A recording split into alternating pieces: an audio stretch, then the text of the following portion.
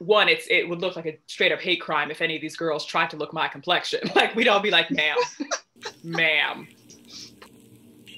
Jack, but this is just informal, discussion. Okay. So hello, everyone, and welcome back to American Shade. I'm Brittany King, your host and your girl. And today we have a special guest with us. She's a YouTuber that's gone pretty viral as of late. And she discusses American race issues, the Western beauty standard, and also how social media influenced the self-image of women specifically. I'm happy she's here with us today, the self-proclaimed cool millennial auntie, Khadija. Thank you so much for being here. Thanks for having me.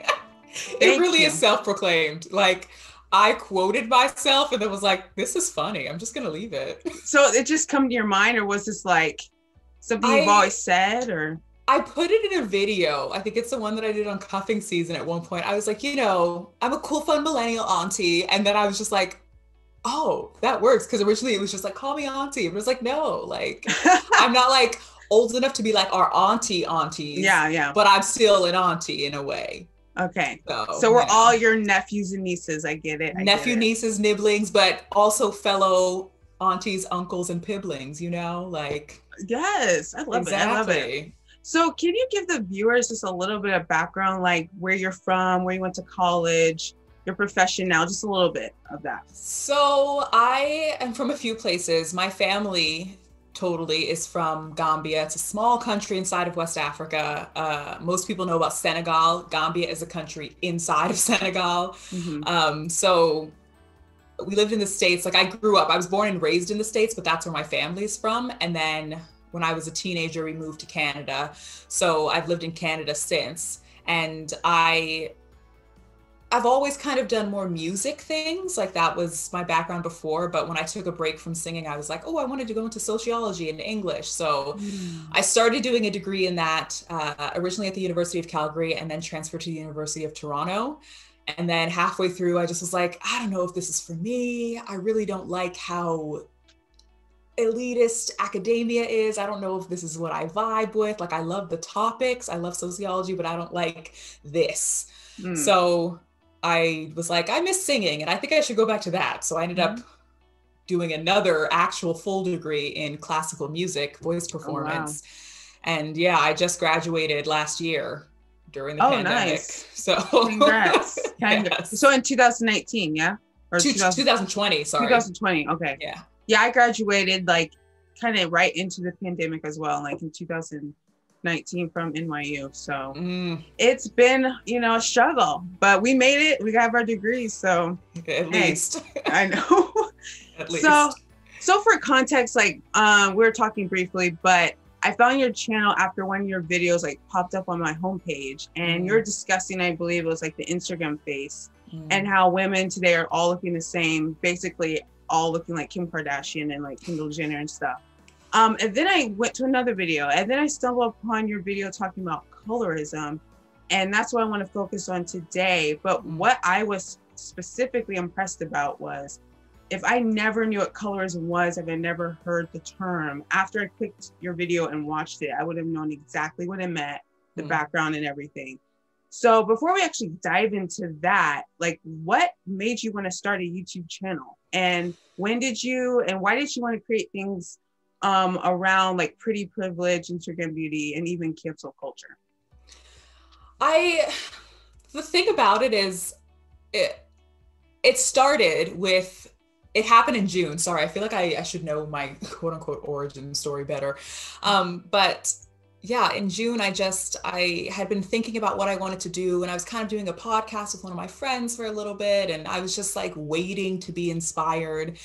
And I was talking with my sister, and I was like, oh, maybe I should like do a YouTube thing. Like, I would put like little tiny sketch things on my Instagram, and people seem to like them. So I was like, oh, maybe I will, but I didn't really know what I was going to talk about. And at first I was thinking, oh, I'll just have live chats. I love like learning about myself and things like that. So maybe I'll just have cute little spiritually conversations with the girls and it'll be cute. And then I thought, but I really like video essays. Like, I love that format. I learn a lot from them. So I was like, you know what, maybe I'll just also do video essays just in case, and I'll do that once a month, and I'll still do live chats so people can get a little bit of both. And, when you start a YouTube, people tell you not to like niche down too much. but also to like have a niche so that people know what you're about. Whereas for me, I don't ever feel like I fit into specific niches. I just feel like I kind of do what I want and people can decide for themselves. So the colorism one was the first video essay that I actually did. And oof, I learned a lot doing that one. It was a long process. I've gotten more efficient these days, but that one, it took me so long to edit. It took me so long to put it together. I kept looking at my notes and not the camera. It was a disaster, but I really appreciate that you learned a lot from it, because I was like, ooh, I don't know. Like after, so I started my YouTube channel like I'd say September, October of 2020. And I was impressed because I've had a podcast actually at WNYU radio, but I never had like a podcast on YouTube. But now doing content, I understand it takes a long time to make content. And then so when I was watching your video, I was like, this took a long time. This took a very long time. Thank you. I was like, deserve, like share, reshare, Twitter, like everything. When I released it, I think maybe 100 and something people saw it. Like people are now watching it. It's got a lot of views now. And people keep saying, oh, I'm late to this. I'm like, no. You just got here with everyone else, because that video just sat on my page. So you guys are right on time, actually. You're right on time, actually. Yeah. So actually with that, so you said you did a lot of research. Like, what do you think are like the main factors that perpetuate this issue right now? Like, what do you think are like some of the contemporary tactics that keep this ideology alive in 2021? Contemporary ones for colorism, for me, I honestly just think it's a representation thing, because I asked this question when I was doing my video on Bridgerton, because I don't think I have an answer for this one specifically. In the 90s, there was so much television with Black people just everywhere, like in many different styles, like it's just like you couldn't look without seeing it. And they were doing well. Like Living Single was doing so well when it was on before Friends, Yeah. So for me, the other day, especially when I was making that video, I just sat and I was like, what happened? And I do want to do a video on it because I want to do research and figure that out. But I was genuinely curious. And somebody had commented on the video and was like, and I don't know this to be true, I'm not saying this is fact, but somebody commented and was talking about how, hip hop and R&B in the late 90s, early 2000s, it seems like the video vixen and all of these things, they got lighter. And there was a certain way to look at Black women. And so you didn't really see Black women in darker hues, or it was like light-skinned women or just biracial women. And then that kind of maybe bled into like, or somebody else pointed out that maybe it was a thing of people in television. They were like, okay, Black people are going to watch TV shows, we'll have more Black people on. And then maybe they met their quotas, whatever. And then UPN stopped being a thing. Like, I don't know. It's just very, it's something that I think maybe contributes to it. In terms of when you look at the music industry and how many women that are popular are more lighter skinned, maybe it was the music industry and then it rippled out into television. Because the thing about these things is they don't just happen all of a sudden. They slowly happen every year. You see less and less every year. And then it's 2021 and we look up and I don't see a girl that's even remotely close to my skin complexion on a television show, unless a girl that's my skin complexion made it. Yeah. So it's very like, wait a minute, this didn't just happen. They've been doing this for decades. This has been a slow burn. Yeah. I don't know how old you are, but I'm 31. So I grew up within that era of like the 90s and everything. And like watching Netflix, I'm watching like Sister, Smart Guy, Moesha, like all the stuff. But I was like, but this was on when I was a kid. Yeah, like I'm 28, so. Yeah, so same age. And I was like, yeah, and with Martin and Living Single and all of these shows, I was like, and hanging with Mr. Cooper and my brother, me, I was like, all of these shows were on. Did I miss something? Like, why did I feel like I wasn't represented? And specifically with Moesha, I didn't realize how many like episodes they talked about Black history. And brought up Black authors that it never stuck. Until I look back now, I'm like, they're talking about Toni Morrison and Zora Neale Hurston. I'm like, exactly. Where was I? But then again, I'm younger, but still, I was just like, wow. Like but what you said is so true, because in the 90s, if you look on TV, the reflection in music and then the videos were the Moeshas, were like people that looked like her friends, brown, dark skin, and light skinned women, but also we were there. as well. Now you're right. Where are we? I don't know. I don't see it. And TV is reflecting that as well. It's interesting. I'm glad I'm not the only one. You know, you just I don't know. I think if you just follow the money most times, it's where you find the answers. And maybe with the music industry, because there were so many good bops and stuff in the early 2000s. Hip hop and R&B was doing the thing. So like, it just feels like, I don't know, you find a way, because you even talk about like groups like 3LW, and they were talking with the girls about that. And I can't remember all their names. Damn. I know who they are. I don't know. Adrian and the other two. Keely and the other girl. See, I don't remember her name. She's the darkest one. I don't remember her name. Shame. For shame. Natari. Starts with an N. Starts with an N. I had watched a whole, like, you know how YouTube has those videos where the black girls are giving you culture about the early 2000s. I watched a whole video on it.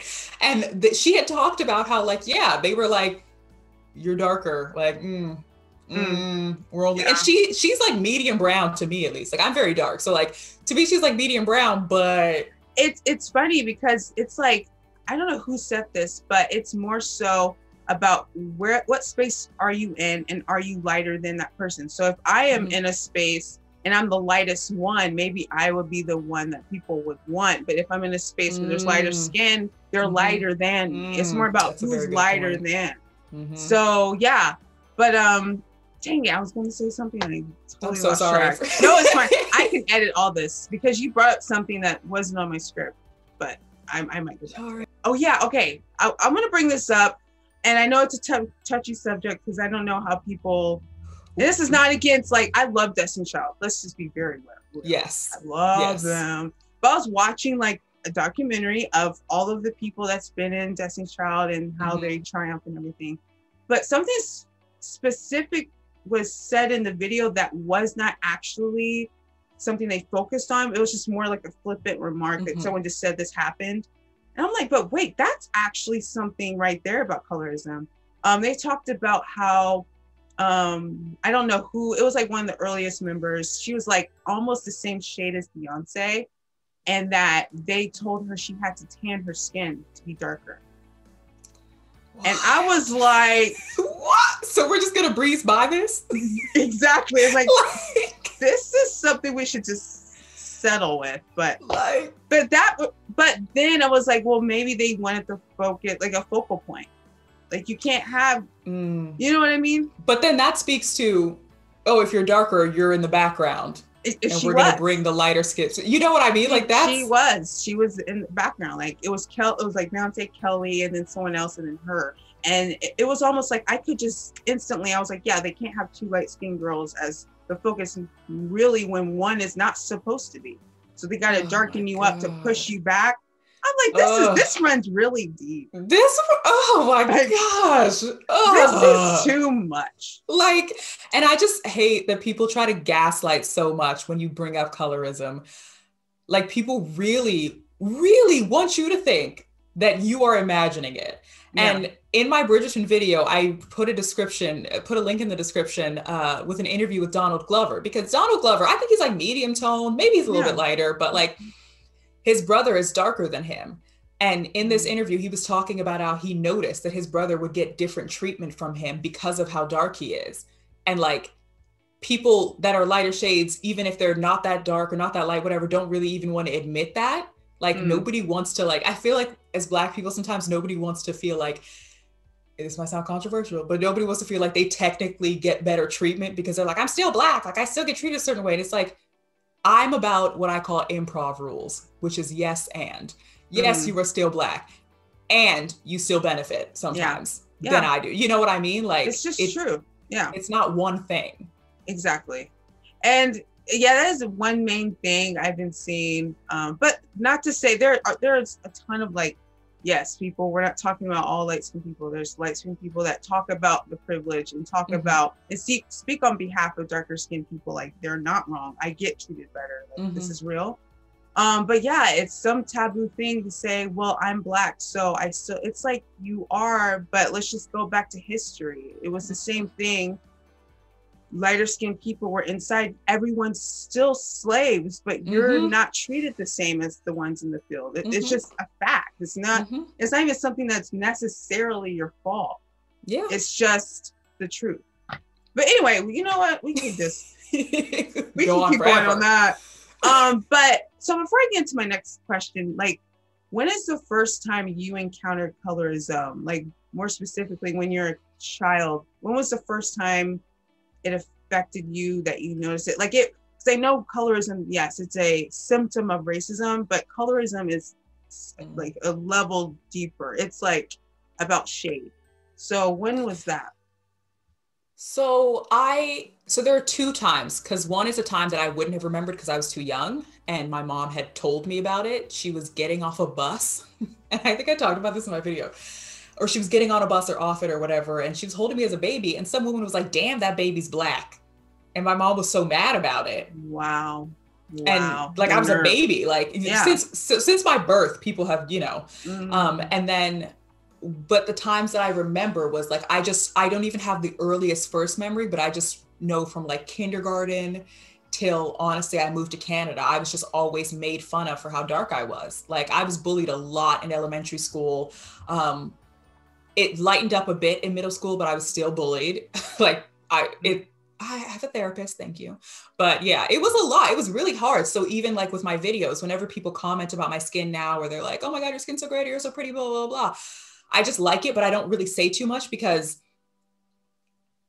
people like, I don't know. It's like people think that like, if they see you the way you are now, that you've always been like that. And it's like, no, like I have spent the first formative years of my life being told, because of the body that I live in, the way that I look, I had no value. I was nothing. I was ugly. I was like, I've been called so many terrible things.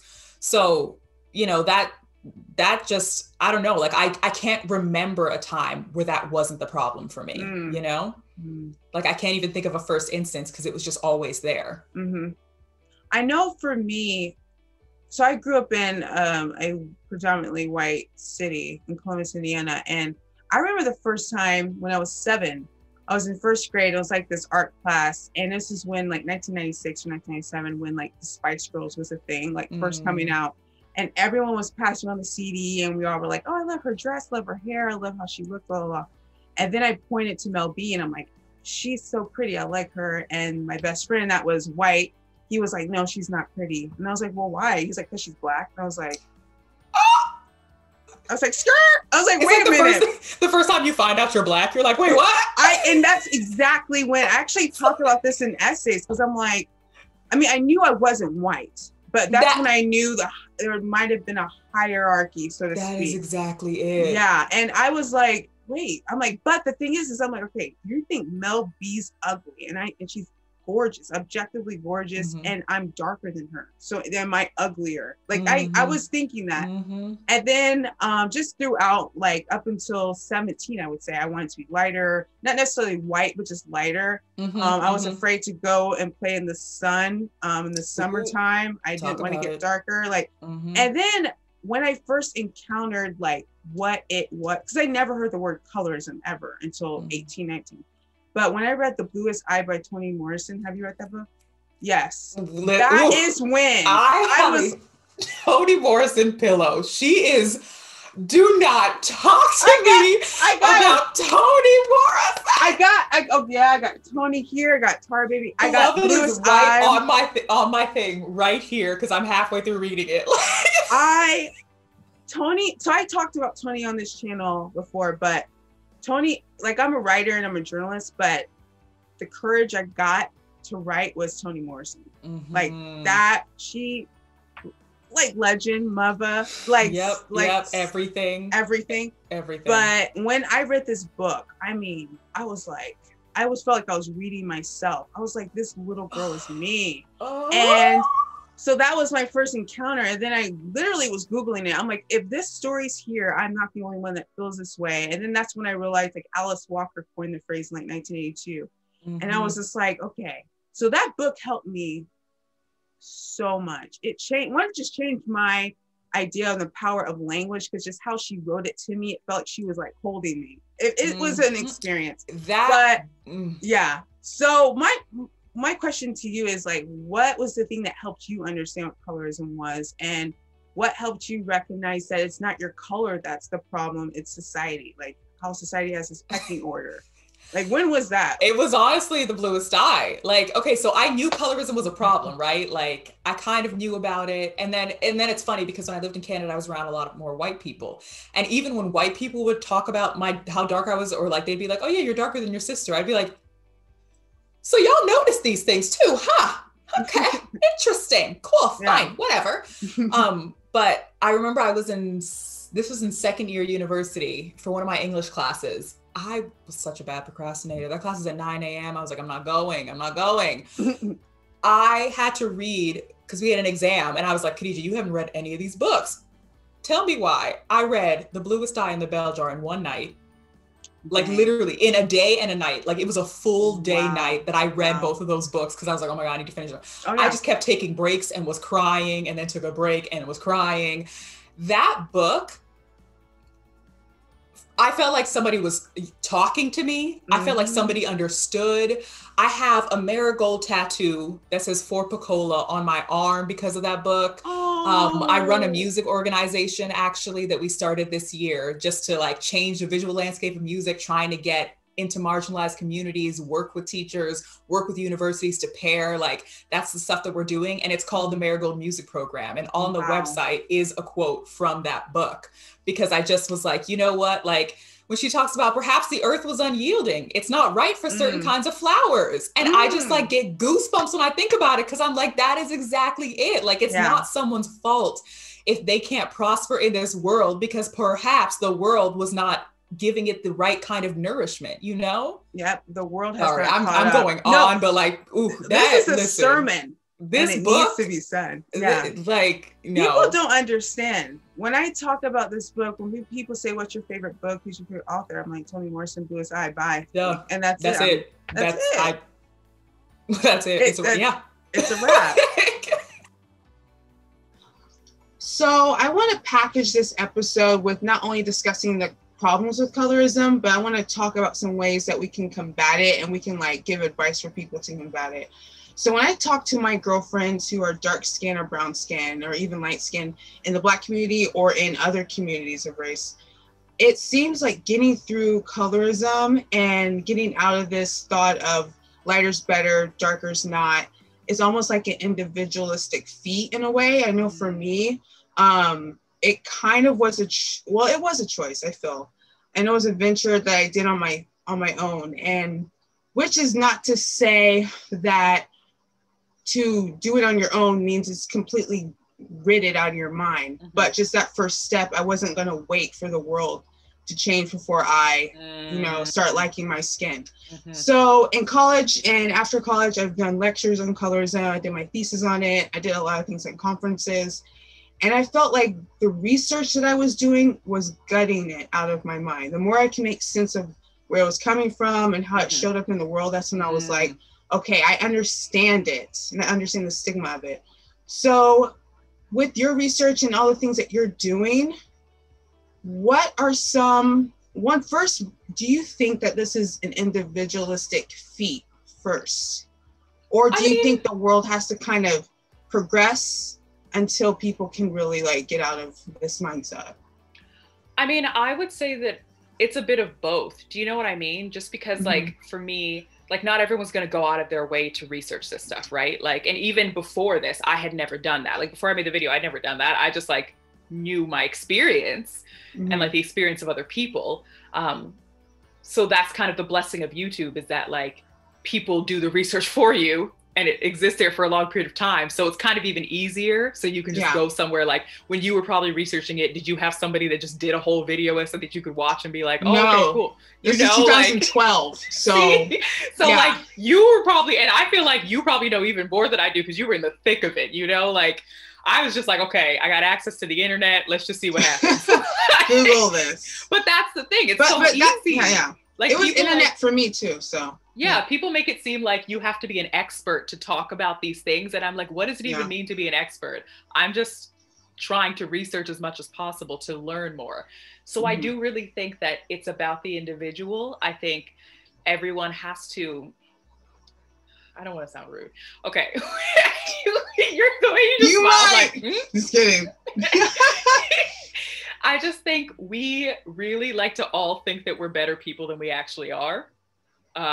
And I really, like, a lot of us really like to think we're really good people. And we're not terrible, but, you know, empathy is not really something that we can actually do. I heard about this term, rational empathy, and there was this book I really wanted to read about it. But like, when I was listening to a podcast that was kind of addressing it a bit, it's just like, you know, you can't, it doesn't make sense to try to be like, I empathize with someone, to try to put yourself in someone's shoes, because you can't really do that. Like, you don't know what it's like to live in that person's body. But the way I see it personally is, I know what it feels like to feel othered or to feel bullied or something. So, you know, I was watching a talk that TEDx did, and I can't remember the woman's name, but she had a disability, a visible disability, and she was talking about how at some points in her life she's felt hyper visible but simultaneously invisible. And I was like, I have never been in a wheelchair, but I know exactly what that feels like being a Black woman. So I can't sit here and try to be like, I empathize with you, because it's like, I'm an able-bodied woman. That's just like patronizing in a way.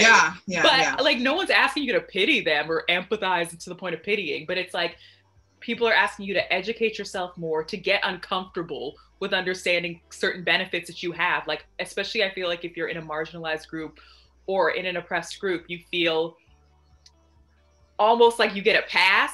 And I'm like, baby, we do not know. I'm sorry. And like, it's Black women especially, we have a hard time with it because we're dealing with so much stuff, right? Like, we don't want to admit this, but I'm like, we're not doing this today. But like, and that's fair. Some days you don't have to. Listen. This is like, and that's a good point. Like, it's not an everyday thing. I mean, when I was researching it and when I was like in the thick of it, I know I was crying a lot, like it's writing my presentations and crying. I remember I did a presentation on American slavery's trauma, why dark-skinned women bleach, and I was talking about all of that, and I was researching how it's, you know, it's global, obviously, and I was talking about in Africa and here, and just how normalized this stuff is. And I was like, while you're doing it, you almost feel overwhelmed, like, is this even a point to even give a little talk on it? Because it's such a huge issue. Like, how do we even chip away at it? So yeah, I think for me, I feel like everyone should at least, whether you're light, dark, whatever, try to do, and yes, you don't have to be an expert. You don't have to like be like, okay, now I have to get a PhD in this. No, you can watch like your video, or you can watch whatever video on YouTube, and just understand it enough, and then see how it develops in your world, in your life, and see if you're doing it. See if you're being a colorist. Because that's that easy. It's self-awareness. Like, you don't know what you don't know. So the minute some people that probably watch Bridgerton had never probably even heard of colorism before. Yeah. And then all of a sudden they're like hearing about this concept and they're like, wait, what? Yeah. Wait a minute. And then it's like, oh, your mind starts turning, like, have I done this? Have I participated in this? You know? So I think, it's about individuals and then slowly rippling out further and further. Yes. And also, side note, I know when people will say, and I'm not going to say people watching this is going to say this, but you never know. Like, oh, like, here's another poem someone has to be aware of. You're trying to suck the fun out of like the thing you're talking about, TV show, or like, why can't we just watch things without? It's not to suck the fun out of it. It's just to make you aware that people really are dealing with this and that it's a real issue. And it starts very, very young. So it's kids thinking that there's something wrong with their skin young. And we've seen this with actresses or like famous people like Lupita, talking about wanting to be lighter when she was younger, and so many other Black women, famous or not. And it always starts young. And I would be remiss if I don't talk about this. Obviously, colorism is something that's mentally and emotionally damaging, but it's physically damaging. People are willing to risk their health to bleach their skin, lighten their skin, have these invasive skin treatments, procedures. Yes. So with all of that said, like, and I know we just talked about it briefly, but within your life, what is like 2 or 3 things someone can fundamentally do if they're like, okay, I'm trying to combat this colorist idea in my mind, or I'm trying to combat not being one, like 2 or 3 things, or even if there's this one thing that would really help just to stepstone someone, because everyone's process is different. I just think not being afraid of admitting that you would be that kind of person. Do you know what I mean? Like, because it's hard. Like, honesty is the best policy at jump. It's hard for you to admit that you could have ever possibly discriminated against someone based off how they look. Like, what? Mm-hmm. No. But it's like, you probably have. And it's not your fault. It's the way you're conditioned in the world. But it is your responsibility, once you know that, to do better. So for me, like, if there are things that I don't know with certain social groups or things like that, like my Google search history probably looks a little suspect, but like, you know, that's between me and my secret FBI agent, you know what I'm saying? So like, I feel like the first thing people can do is Google is free. If you just start looking up what is colorism, people try to make it so hard. Just go to Google. I'm telling you right now, go to Google, type in what is colorism, and just start reading. Just start reading. Yeah. That's all you have to start with. Or go to YouTube and say, what is colorism? And just start there. So many videos will pop up. Many videos pop up. There are way too many videos on YouTube. So you know what? Those are that's an easy 1-2 fix to just learn about it a little bit. No one's asking you to be a scholar, but if you just learn a bit more about it, you're just like, oh, is this something that I participate in? And then you start to see it in shows, because when I talked about the erasure of dark-skinned Black women in television shows and stuff, I didn't even notice it until my little sister pointed it out to me. Like, she was like, honestly, and she's in film school, and she was just like, I'm just so sick of this. Like, I'm getting annoyed. And I was like, what are you talking about? And so we were talking about it for a while, and I was like, oh, I guess maybe. She was like, honestly, it's erasure. And I was like, what? And like, you know, you hear that, it's like a bit dramatic, but then I couldn't unsee it. Everywhere I turned, I was just like, no, she's absolutely right. It's true.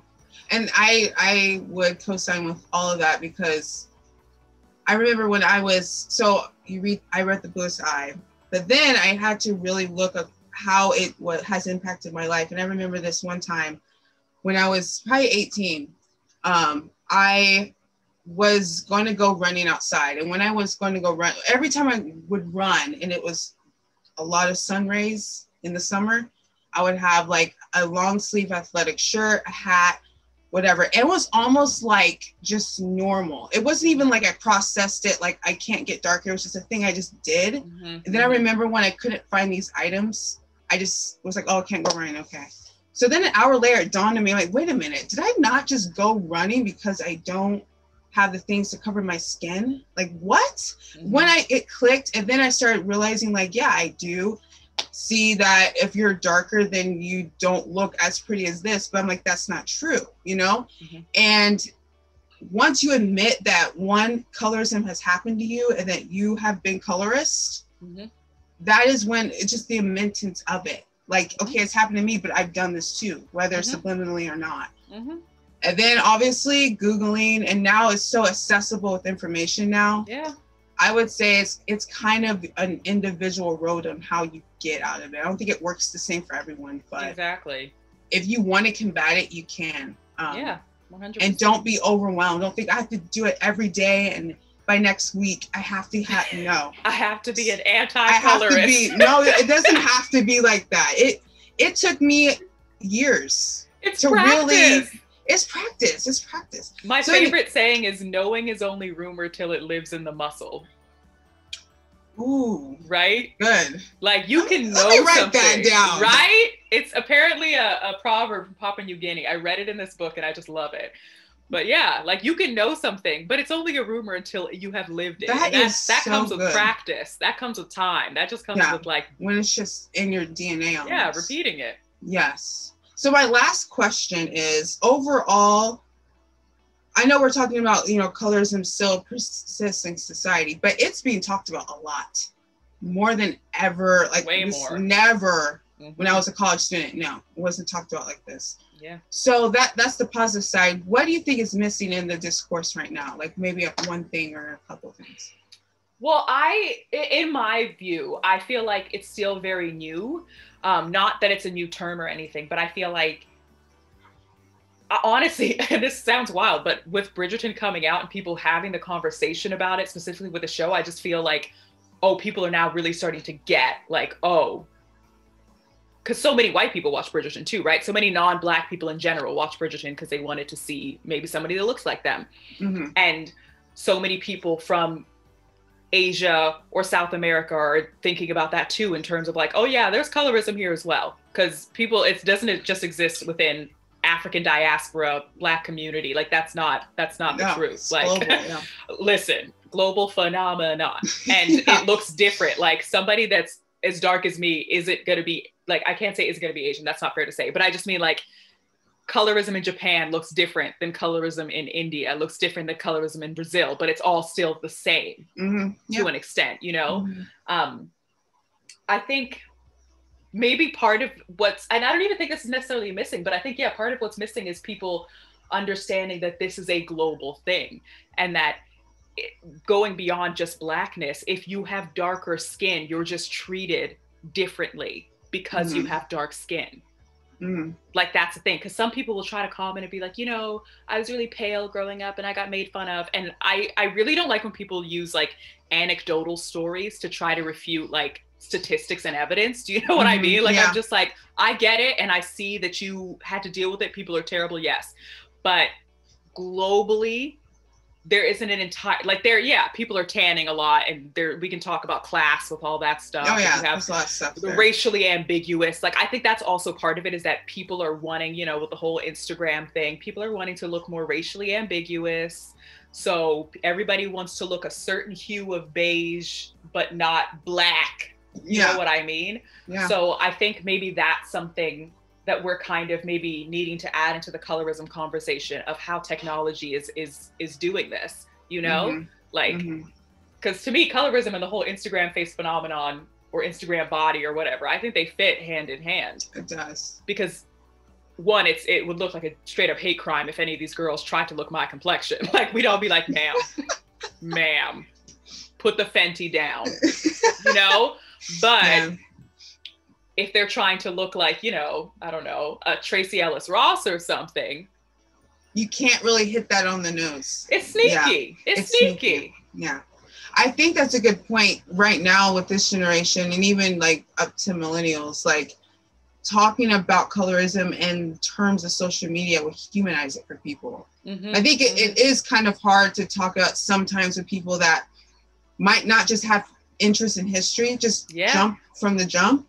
But someone that's really glued to their phone and you show them with certain things on how colorism works, that can get at their interest and be like, okay, you're opening my mind because I actually see this all the time. I didn't know it was called. I'm going to try and pull up an Instagram that I really like, that I follow, that talks about colorism, just while you're doing this, because I really want to give someone at least a bit more of a resource, I guess. It's called Colorism Healing with Dr. Sarah L. Webb. I'll put that right here, everyone. Yes, I will. I'll send it to you on Instagram. But yeah, that's an account that I follow that I just drops gems. And if you're wanting to learn about colorism, you know how everybody loves a nice little Canva edited Instagram post, then she's someone to follow for sure. So I'll send that to you. Awesome.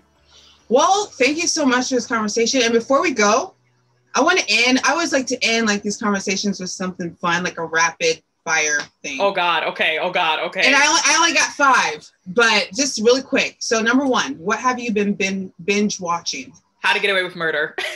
Ooh, I have not seen that, and I need to. I already know I'll get hooked. That's when I think I'll get hooked to something, I don't watch. It's just different, but whatever.